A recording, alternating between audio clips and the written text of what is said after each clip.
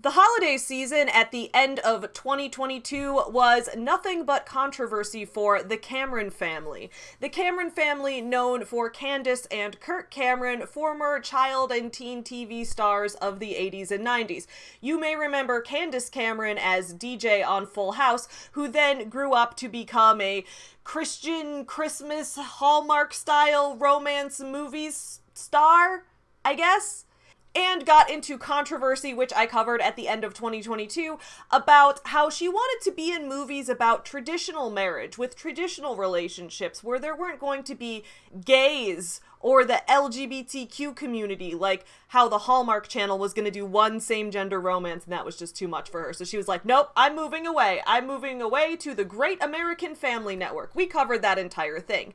Now, what some of you guys may or may not know is that Candace Cameron's older brother, Kirk Cameron, was also a TV star around this time, playing the character Mike on the show Growing Pains. Kirk Cameron then became somewhat of a meme as he grew up and delved deeper and deeper down the Christian fundamentalist rabbit hole, creating amazing cinematic gems like Kirk Cameron's Saving Christmas, a movie about why the Christ needs to go back into Christmas, which ends with a fantastic hip-hop rendition of Hark the Herald Angels Sing, where his entire family breaks out into a synchronized choreographed dance. I'm not kidding, it's great. But at the end of 2022 was old news for close to a decade by that point.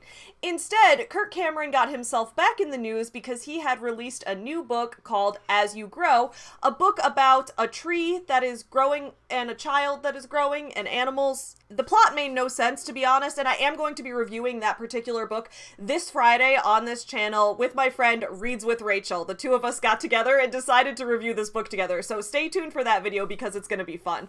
But basically, he wrote that book, and a lot of libraries were like, Kirk Cameron, we don't really want to host you for library story time because you're annoying and your book sucks. You're tacky and I hate you. And Kirk Cameron was like, okay, you see me after class.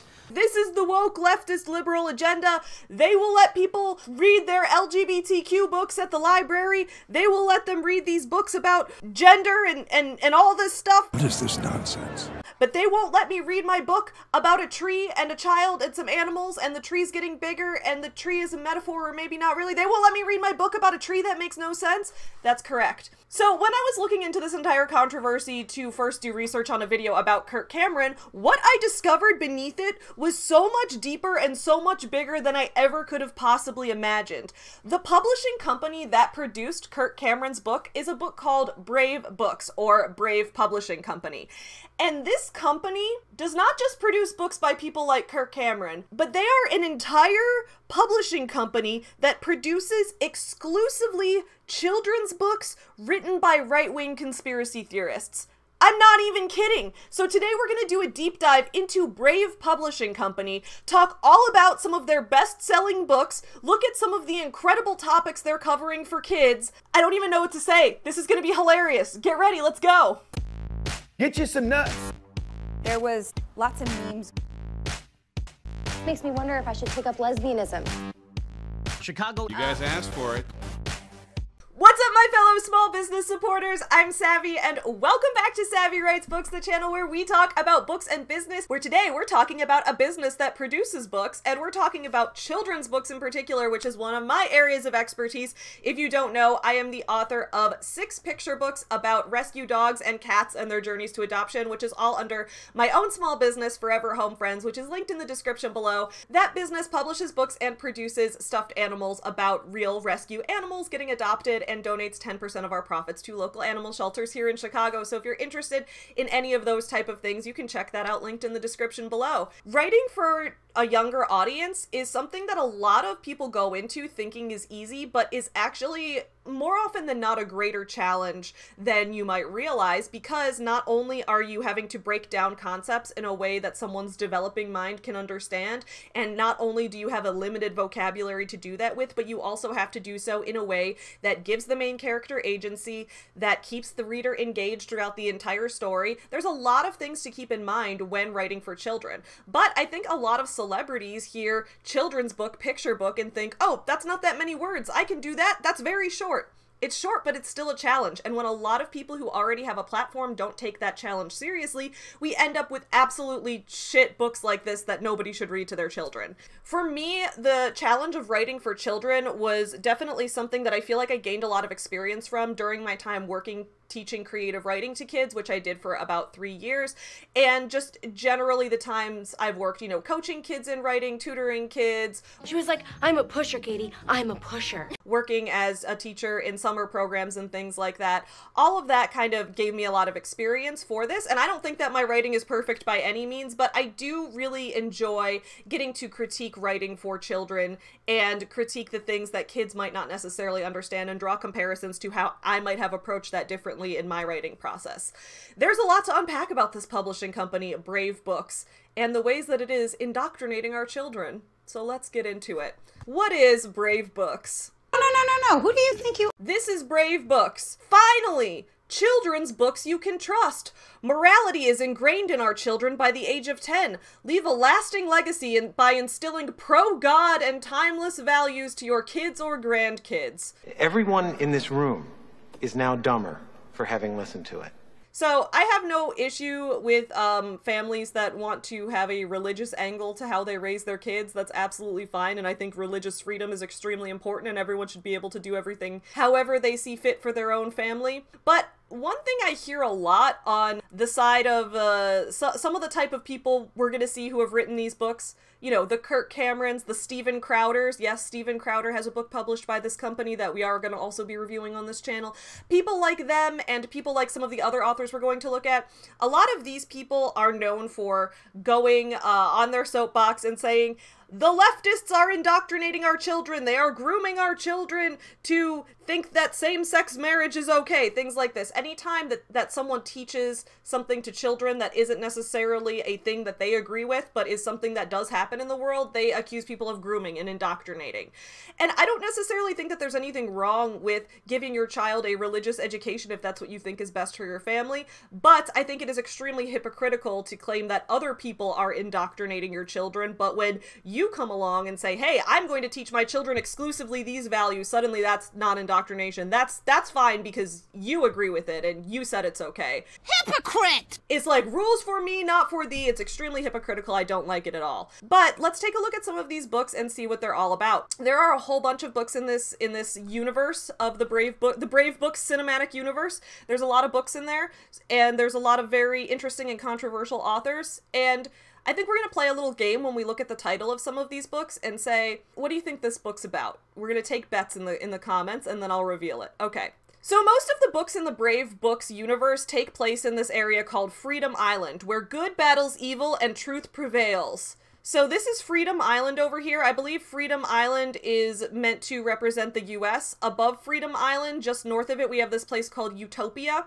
And there's a book about Utopia called The Island of Free Ice Cream, because Utopia is kind of a tongue-in-cheek name for it. They don't really believe it's a true utopia. Utopia wants to be a utopia, but in reality, they just give out free ice cream and it falls apart and it doesn't work. And I think that's kind of supposed to be how, like, just north of us in the US, we have Canada, and they give out free healthcare. They pretend to be a utopia.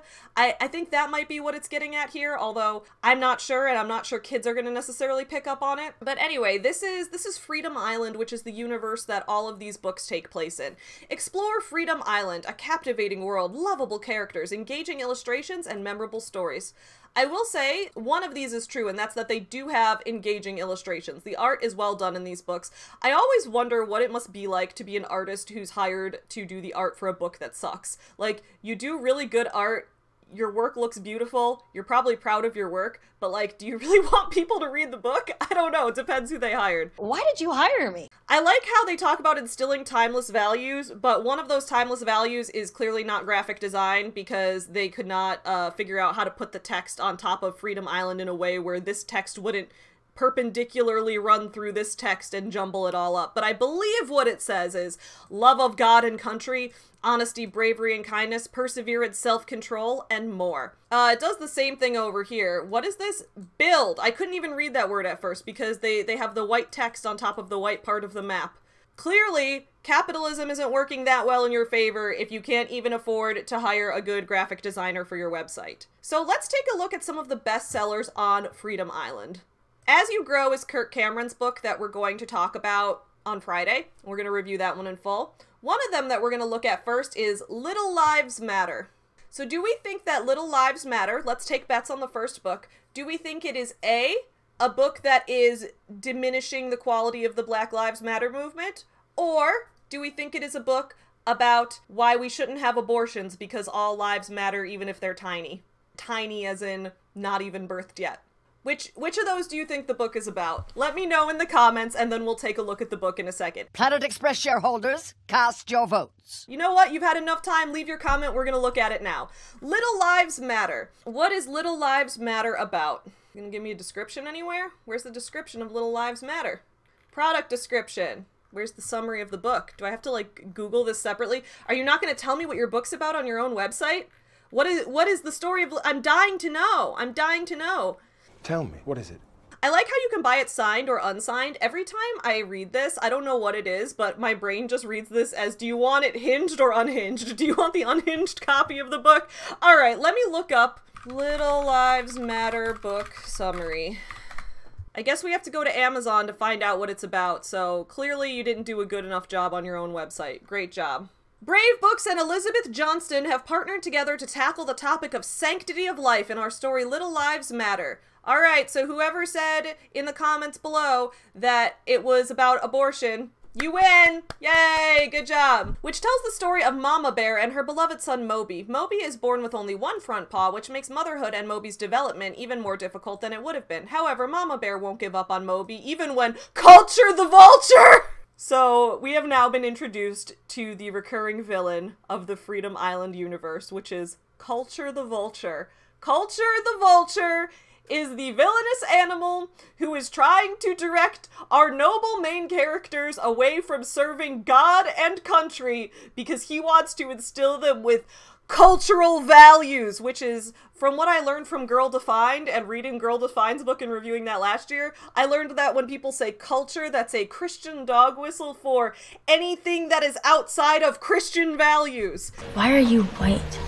Anything outside of that, anything that is cultural, that includes things like cultural femininity, which means things like wearing too much makeup and dressing like a slut, that's cultural femininity. You should be modest, that's biblical femininity. They talk about it too with, like, you know, this cultural indoctrination makes us think that gay marriage is okay, as opposed to biblical marriage, which is one man and one woman and pumping out babies like a cannon. We'll get back to the canon in a second because the canon is a thing in these books too, okay? Get ready. So Culture the Vulture is the radical left. So that's the entire plot. This book sounds really fucking stupid, so we're not going to go into it more than that because there's funnier shit to cover. Next book, Elephants Are Not Birds. Alright guys, elephants are not birds. Let's take bets in the comments below. Do you think Elephants Are Not Birds is A, an anti-transgender book about how what you are is determined by what you're born as and you can never change to anything else? That's option 1. Or option 2, do we think Elephants Are Not Birds is a book about anti-evolution and why an animal can't be another animal because obviously we can't share a common ancestor. Animals are different and were created uniquely by God. It could be either of those, like, believably. What do you guys think? Tell me in the comments below right now. Place your bets. All right, now let's find out what the book's about. Here we go. Brave Books and Ashley St. Clair have partnered together to tackle the intense topic of gender identity. All right, who said it was an anti-trans book? Collect your winnings. Your winnings are the fact that you get to say you were right. Yay, good job. This book teaches children that boys are not girls and elephants are not birds. That sounds fascinating. Truly, I'm sure a kid is gonna love to listen to a story where the entire thing is an extended metaphor for something they probably don't fully understand. And now I'm gonna get someone in my comments being like, did you just admit that kids don't understand gender? No. What I'm saying is that kids have a sense of self-recognition and can understand what they are, but the concepts of, like, something being a metaphor for something else throughout an entire book is often something that's a little above kids' heads. Kids need something a little more direct. And yes, you can have a character that's an animal, like go through something that a human might go through and draw that connection and scaffold that so the kid can understand. Like, for example, when I write Forever Home Friends stories, I write them from a dog or a cat's perspective, but then it's very clear to say things like, okay, this is what the cat is going through. He uses his creativity to solve a problem. How can you use your creativity to solve a problem? It's like the animal is still actually doing the same thing the kid would be doing, like using creativity to solve a problem. Elephants are not birds. Boys are not. How is that going to make any sense to anyone? Anyway, let's move on to my favorite book in this series. Who's ready for Paws Off My Cannon? It is time for Paws Off My Cannon. All right. Do we think that Paws Off My Cannon is a book about anti-gun control and why everyone should be allowed to own whatever weapons they please and the government should have no say in that? Or do we think it is a book against premarital sex? Paws Off My Cannon. Which do you think it is? Let me know in the comments below. Take your bets. I love how all these titles could be like multiple different Christian things. Are we ready for this?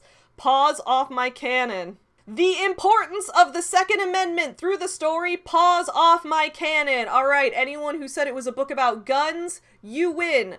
But of course, because the product description doesn't give the full plot synopsis, because this website is absolute shit, we have to go to Amazon to look at what the book's actually about. In Book 6 of Saga 1, even the organization and ordering of these books is extremely complex. Oh my god. Brave Books and Dana Loesch, I'm not actually sure who that is, have joined forces to discuss the importance of the Second Amendment through the story Paws Off My Cannon. This story follows Bongo, a daring and hungry gorilla who loves eating food, especially mushroom-shaped cupcakes. Introducing our kids to mushroom baked goods early. That's cool, good job.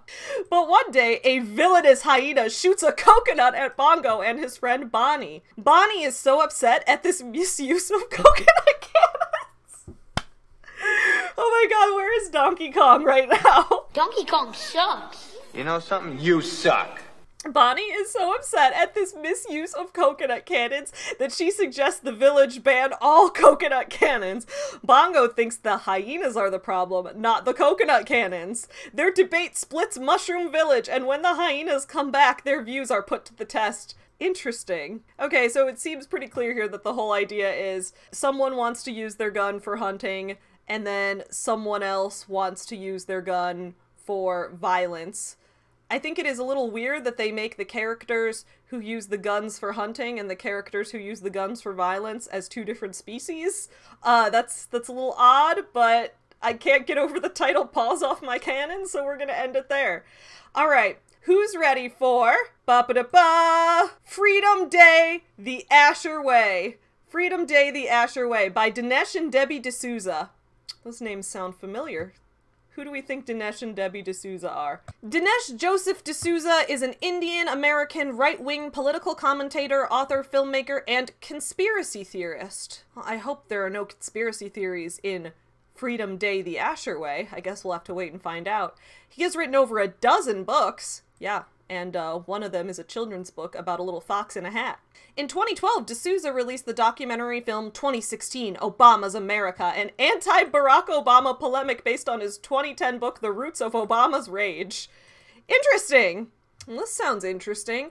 D'Souza has promoted several conspiracy theories, such as the false claim that Obama was not born in the United States and the conspiracy theory that the Clintons had murdered people. D'Souza has also promoted false claims about financier George Soros, including that Soros had collaborated with the Nazis as a youth and that he has sponsored Antifa, a left-wing anti-fascist movement. In August 2016 interview with GQ, D'Souza denied being a conspiracy theorist, stating, "I have never advanced a conspiracy theory in my life." In 2017, D'Souza suggested the Charlottesville Unite the Right rally had been staged. In the same month, he tweeted that it would be interesting to see Soros extradited to Israel and tried for his complicity in Nazi atrocities against Jews, and referred to Soros as Hitler's collection boy. After mail bombing attempts on prominent Democratic politicians occurred in October 2018, D'Souza tweeted, "Fake SA victims, fake refugees, now fake mail bombs." D'Souza argued that the lack of a cancellation mark on the bomb-containing packages was evidence that they were not mailed. Oh wow, he's racist! In November 2013, D'Souza received backlash for referring to Obama as grown-up Trayvon in a tweet.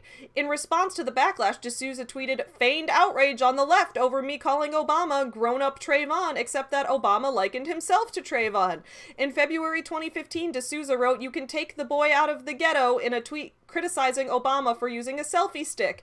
After the tweet was criticized as racist, D'Souza tweeted, "I know Obama wasn't actually raised in a ghetto. I'm using the term metaphorically." Okay. In November 2017, D'Souza mocked Beverly Young Nelson, one of the women who accused Roy Moore of SA, and tweeted, "I was lukewarm on Roy Moore until the last-minute smear. Now we must elect him." Jesus! Oh my god, okay. In February 2021, after the January 6th United States Capitol attack took place, D'Souza suggested that the rioters were little more than a bunch of rowdy people walking through a hallway. In May, D'Souza tweeted about the attack, "Does this look like an insurrection?" Alright, and finally, this is the most important thing about D'Souza, as we're about to see what his book is about. On January 23rd, 2014, D'Souza was charged with making $20,000 in illegal campaign contributions to the New York Senate campaign of Wendy Long and causing false statements to be made to the Federal Election Commission. His attorney responded to the charges by saying his client did not act with any corrupt or criminal intent whatsoever. On May 15th, 2014, United States District Judge Richard M. Berman rejected the contention that D'Souza was singled out for prosecution, saying the court concludes the defendant has respectfully submitted no evidence he was selectively prosecuted. On May 20th, 2014, D'Souza pleaded guilty to one felony count of making illegal contributions in the name of others. On September 23rd, 2014, the court sentenced D'Souza to 5 years probation, 8 months in a halfway house, and a $30,000 fine. Is Freedom Day the Asher Way on his list of books published? No, it doesn't. It doesn't look like it. Anyway, so this guy who has been charged with felonies for illegal campaign contributions, is he the one we want to be teaching our kids about how to handle money? What do we think? Let's look at Freedom Day the Asher Way. Asher's sure this will be the best Freedom Day ever, even though he's running low on funds. After all, Asher can just tweak the market and make everything he wants cheaper. Wait, how does Asher tweak the market? I will say, shout out to this book for being the first one to include the summary of the book here on the actual website listing. Also, that's an interesting name, Asher. I like that name. I wonder what the history or the origin of the name Asher is. Let's find out. Asher is a Hebrew name meaning happy and blessed. Huh. A Hebrew name for this fox. Asher can just tweak the market and make everything he wants cheaper. Did Dinesh D'Souza really just write a children's book about a Jewish fox that controls the banks? Did I read that correctly? Is that really what this book is about? What? Okay, so Freedom Day the Asher Way is the tale of a Jewish fox that can tweak the market. What? It's a plan that can't fail, right? Join Asher as he learns that the free market is better for both buyers and sellers, then explore the topic with your family. When you subscribe and save, you can look forward to books on the following topics: overcoming fear, leadership, fake news, border control, and more. What the fuck? The last book we're going to look at from Brave Books is called The Night the Snow Monster Attacked by General Michael Flynn. General Michael Flynn. Alright, what did you write, Michael Flynn? The Night the Snow Monster Attacked. I do not want this guy writing to me about wars or battles or anything. I do not want him teaching my children about this. Do I want the unhinged copy of it? Written by the legendary General Michael Flynn. Mr. Mouse is captured, but never fear. Valor, the fearless leader, has a plan. But when the rest of Team Brave begins to overrule Valor's leadership, their mission heads downhill fast. Join Team Brave as they learn what makes a good leader and a good follower. Then explore this topic with your family through the activities in the Brave Challenge. What makes a good leader? Wanting to overturn election results? Wanting to suspend the Constitution and hold a new election under military rule? Is that what makes a good leader? I don't know. That's not who I want leading my kids. I don't have kids, so maybe my opinions don't count. I think when it comes to these books, one of the things that is most frustrating about them is the fact that these books are clearly not written for kids. They're clearly written for parents who want to feel morally superior, for parents who want to feel like they did activism. It's virtue signaling for parents, and I just absolutely hate that. And yeah, we could say that there's books on the left side that do this too, but I think this has been probably the most blatant example of an entire publishing company being devoted to creating books that I just can't see these being interesting to kids at all. From all my time spent teaching kids, like, yeah, maybe they'll connect with the art a little bit, maybe they will find the animal characters kind of interesting, but from everything I've seen here, these plots aren't going to be things that necessarily resonate with kids unless their parents are right there telling them, see, Paws Off My Cannon is really about gun control. See, look at this one. Elephants can't be birds, right? So can boys be girls? What do you think, little Timmy? Like, I just, the plots of these are so beyond what kids are going to understand, because a lot of kids at the age where you're going to be reading them a picture book like this